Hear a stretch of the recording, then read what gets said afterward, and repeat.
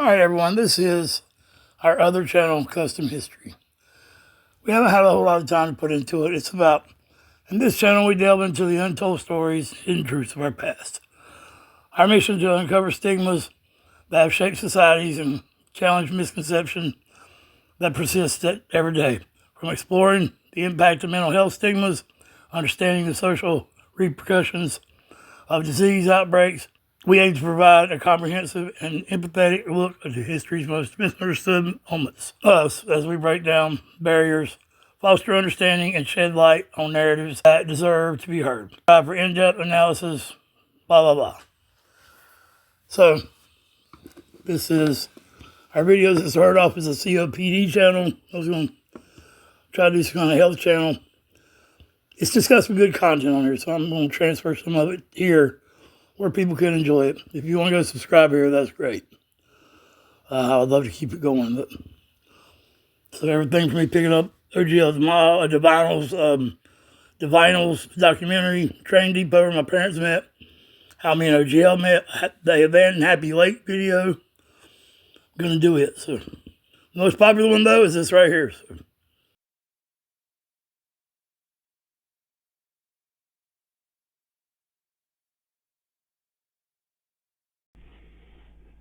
Hello, we are Danny and we are Greg. I'm in the dark and he's in the light. This is kuztumOGT history. And this comes from, I think it's 1989. Sergeant Bill Foulk was an Army Ranger at Fort Lewis, Washington State, when he purchased a cheap house in a rough Tacoma neighborhood as an investment in 1989. Foulk grew concerned that a house on Ash Street, his block, was infested with gang activity. He purchased his house for around $10,000, which would be about $20,000 in today's dollars, with the idea that the property value would rise. He began to videotape the suspected drug house. He wasn't wrong. The occupants were members of the Crips, the violent street gang that was spreading from California to Washington in search of new markets for drugs. So in 1989, that was right around the LA riots. So this happened on September 23rd, 1989 in Tacoma, Washington. We will get into this, and there are no views on this channel other than truth, history. So. Yeah, it's not a political channel, it's a history channel. There's far too many people out there that are intellectually malnourished and politically overfed. So, which I grew up around biker gangs, so I know gang activity sometimes friendly and sometimes deadly. Sometimes both. When I was locked up, I was in there I had a good friend on each end. And they, one of them is actually dead now, so I miss him. And the other one is locked up for murder. So they are really about that life. All right, let's get into this. I'll leave you guys waiting. September 23rd, 1989. An Army Ranger who had just purchased a home on one of Tacoma, Washington's most gang-infested streets quickly became a witness to various illegal activity happening out front of his home. He wasn't shy of confronting it or notifying the authorities, and soon after, he became the target of one of the most notorious street gangs Washington State has ever seen. And after shaking up the hornet's nest one too many times, his home was ambushed by the Hilltop Crips gang, but not before he invited 15 of his Ranger buddies over for a barbecue. 300 rounds, and 10 minutes later, the Crips were fighting for their lives.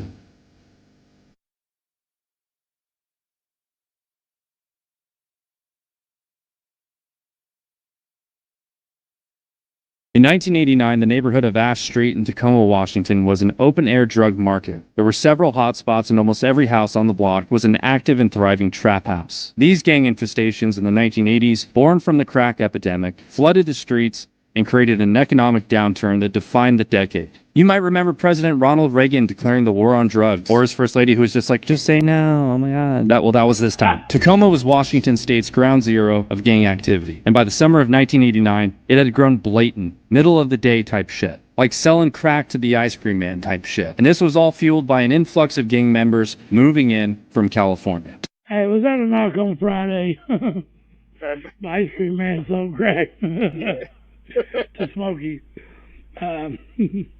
Tacoma police had experienced nothing like it before and were really struggling to get it under control, oftentimes not even knowing how to respond to it. Ash Street neighbors consistently called police and called 911 repeatedly and got nowhere. The typical response from police at the time was very mild. Community-oriented policing was a new thing, such as taking bullshit calls and pretending like it's not bullshit. Yes, ma'am. I know you can't sleep when the dogs are barking. But community policing was still viewed with suspicion by veteran cops who came up in the 60s and preferred the old ways, like smacking people in the head with their portable radios. At the time, Tacoma Police Chief Ray Fatelin pushed these new community policing programs so far that the Hilltop Crip gang rose to power. When the OGs from Wood like HTC, when we mounted up in the streets 200 deep, and the park things had a shootout with cats from Ashton. When the Ashleys connected with them Hilltop niggas, had a shootout and chased out from Cali niggas. Staff Sergeant Bill Foulk of the 2nd Ranger Battalion 75th Ranger Regiment purchased his home on Ash Street in hopes that the neighborhood would soon turn around. To protect that investment, he was determined to help push the drugs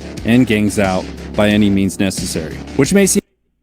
I'm getting vibes from, what was the movie with Charles Bronson? Death Wish. Death Wish, yeah. Kept thinking it's in action, but yeah, Death Wish. To protect that investment, he was determined to help push the drugs and gangs out by any means necessary. Which may seem crazy to most people, but Staff Sergeant Foulk was not most people. He was an elite operator who at a moment's notice could hit hard and smash fucking everything. You know, Ranger shit. But violence was the last thing the Staff Sergeant wanted, and he remained optimistic. In the summer of 1989, Foulk returned from a December deployment in Panama to find the neighborhood worse than when he left. Along with other neighbors who were honest, hardworking people, he formed a neighborhood group that pressed police, demanding action. The neighbors started making signs, protesting, and taking pictures of the drug dealers. Even as the tension on Ash Street rose, Chief Fatelin made a decision he would later regret. Hamstrung by budget constraints and desperately short on the patrol side, he shifted 4 of 6 officers away from the Hilltop Crime Management Team to launch a community policing pilot project. The neighbors on Ash Street reacted with dismay. Under fire from citizens and the city council, a local Tribune covered the controversy, noting citizens on patrol. Oh my god. What? It's also noted that there was and so we try not to get political, but there was a thing going around for a while about defunding the police because of police had done some bad things, and some activists who may have been, had the best intentions, but were saying, okay, we're going to defund our police department. That's not what you want to do. Black Lives Matter is what you're talking about. There were other groups as well, but you don't want your police department defunded. You want them funded so they can afford things like proper equipment, hiring people, and be able to rotate personnel out and be able to afford things like psychological testing on their people so that they can tell when they're started to getting field weary. Right, and proper training, because abuse of power is probably worse in police than anywhere. Definitely needs to come accountability for what they do. So 100%, yeah. I've been targeted before, profiled. So, yeah. I also know some really cool cops. So I know a lot of cool cops, actually. So, there's bad seeds everywhere. But they, the movie with Russell Crowe and The American Gangster, I've been trying to get you to watch. That movie's about crooked cops too. Tribune. Efforts by Ash Street neighbors to monitor the drug activity themselves.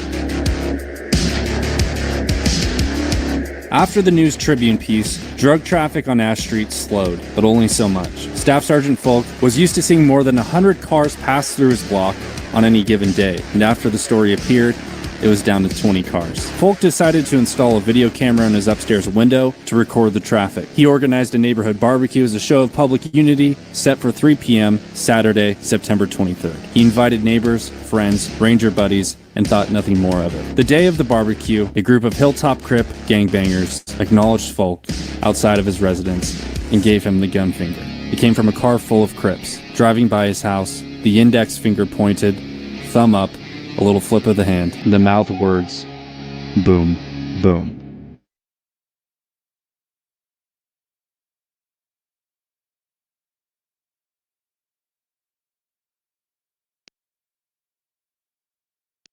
And to how you say that? Sponte? Sponte? I'm honestly, it's the first time I've ever seen Describes that an word. act of authority taken without formal prompting from another party. In other words, vigilante justice. Mm-hmm. This is Death Wish.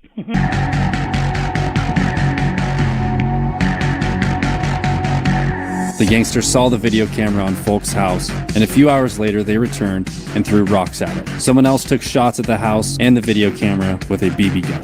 Foulk and a few ranger buddies then walked across the street to confront the out-of-shape, chain-smoking gangbangers who think they're hard. Foulk told them to stop throwing things at his home and the neighbors' homes, to stop shooting BBs, and to instead turn their lives around and find better ways. The gangbangers warned him to take the camera out of his window. The gangbangers suggested the staff sergeant didn't know who he was dealing with. The staff sergeant suggested know who they were dealing with. They then told him, "Your history, bitch," and told him they were going to burn his house down and light him up as soon as the sun goes down. Foulk decided to walk away, and before he returned to his home, he overheard one of the Crips stating, "I'm going to shoot that army son of a bitch." Foulk then walked inside his house. He picked up his telephone, called some more of his ranger buddies from the 2nd Ranger Battalion, and invited them over for a barbecue, suggesting it wouldn't hurt if they came armed. With translation, bring your own bullets. Hey guys, let's have a barbecue. Okay, well, yeah, what are we gonna smoke? Just some Crips.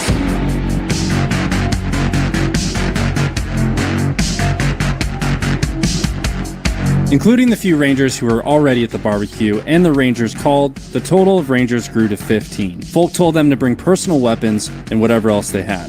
They came armed to the teeth with handguns, shotguns, and rifles. Foulk was armed with a Browning 9mm and a Colt Python 357 Magnum. Fucking Magnum. Who's the gangster now, bitch? Over a couple beers, Foulk pitched to his buddies a defensive operation of his home. Stake out locations and wait. No first moves. If police come, disarm immediately, cooperate, and assist. And all of his buddies joyfully agreed and were fucking down. They thought maybe nothing will happen, but if it does, zero tolerance for dudes shooting gats and smoking Swisher Sweet.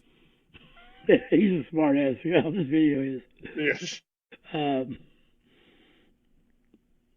Popo. I don't know, this video's got 25 million views though.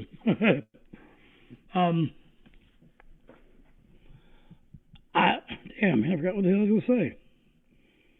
I will just say that the Rangers are about that life just like the gangsters, except they're calculated, coordinated, and calm.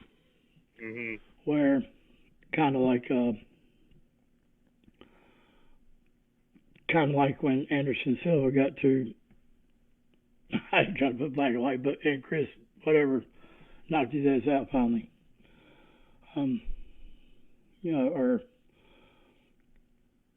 Just calculated. They're not gonna. And just don't think though this is something that this is another reason why it's best to have a solid police force, because you don't want people thinking just like someone who's got some fighting training or whatever thinking they can go out and be Batman, because this is like I said, these army guys, these army rangers, they are elite. They're highly trained. They know what they're doing. Highly intelligent. Work as a unit. They're a different breed. Whereas the Crips, most people that try that shit will end up full of bullets. So yeah, I watched a movie on a college graduate with a bunch of degrees, several of them, up against regular Navy SEALs with basic training, which is a lot for Navy SEALs, but in an IQ battle. and the Rangers wiped the floor with them. Like, way smarter on just nothing to do with the military. Just, they're all around well trained, period. As the sun went down, the Rangers dispersed into their defensive positions, alert and observant of any and all activity inside and outside the perimeter of the house. A few hours had passed as the Rangers held their positions. One Ranger observed a vehicle approaching in the distance at a slow rate of speed, at which point the vehicle shut off its headlights. Foulk, with his magnum in hand, returned the favor and turned out the lights in his house and in the yard.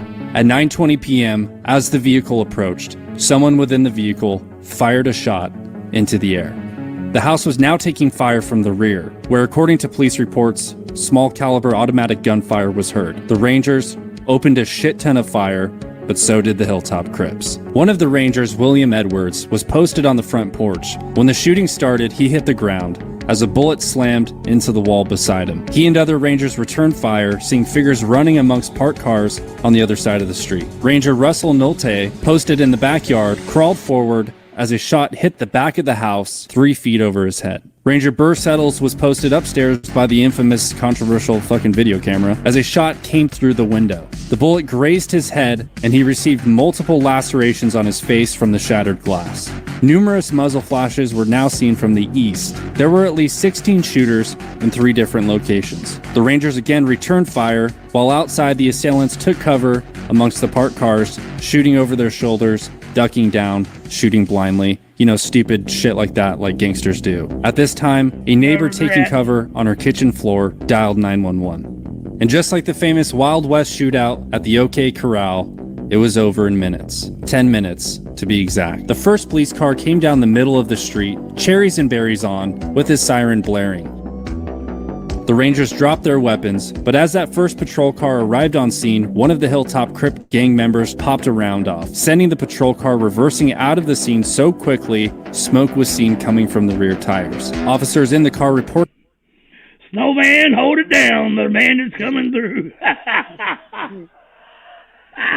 Sorry. hearing 50 to 60 shots in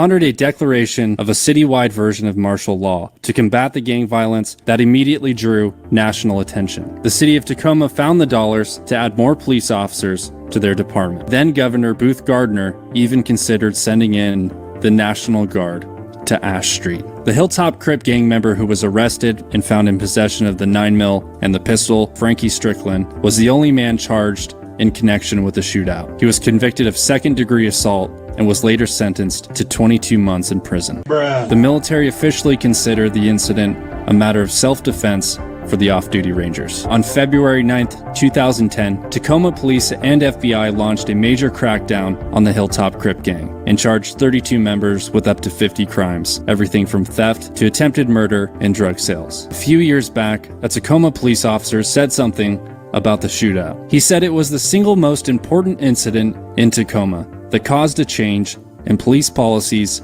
and practices. Staff Sergeant Bill Foulk never moved away from Ash Street, and as he predicted, he was never promoted and left the Army in 1993. He still owns the property to this day. Still is there to this day. Yeah. They paid for the dang thing. Not gonna let it go easy. That teared me up for some reason. I don't know why. Because just the fact that the police finally done something. Yeah, you were mad at the Rangers, which, I mean, what they done was not too far away from what the Crips done. I mean, if you say, meet me after school to fight, and then you go to fight them, then you're not a whole lot less guilty than they are, even if they've been bullying you. And it's warranted. In fact, in that situation, both of you always get in trouble. I've never seen anybody not get in trouble, so maybe the Rangers got off easy. But that's like they sort of needed to give, they were just trying to give the law enforcement a little push, and, you know, props to the law enforcement for actually recognizing that. Because there have been instances where just smaller scale stuff, where civilians jumping in to help someone else who's being attacked and end up injuring or killing the attacker, and then they get in trouble, which I understand, like, you can't do that. But on the other hand, if the police had been there, this has been happening since the defund the police and stuff like that in those areas, just violent crime does increase. And when that happens, some people who are trained or just really strong and confident are going to do what they can to protect the people that they care about, or just try to right an injustice. So I don't agree with vigilante action, but what I like about this, like Danny said, the Army Rangers are smart, they're trained, they're a unit. I'm positive they realize that this could sort of bring the circumstance to the attention of the police in a way that just going to them and saying, "Hey, there's gang members here, can you do something?" could not do. But sometimes when the police are called, Rodney King, who really wasn't doing shit, but because of the police, and then they beat him mercifully almost to death, laughing about it the whole time. I guess it's damned if you do, damned if you don't.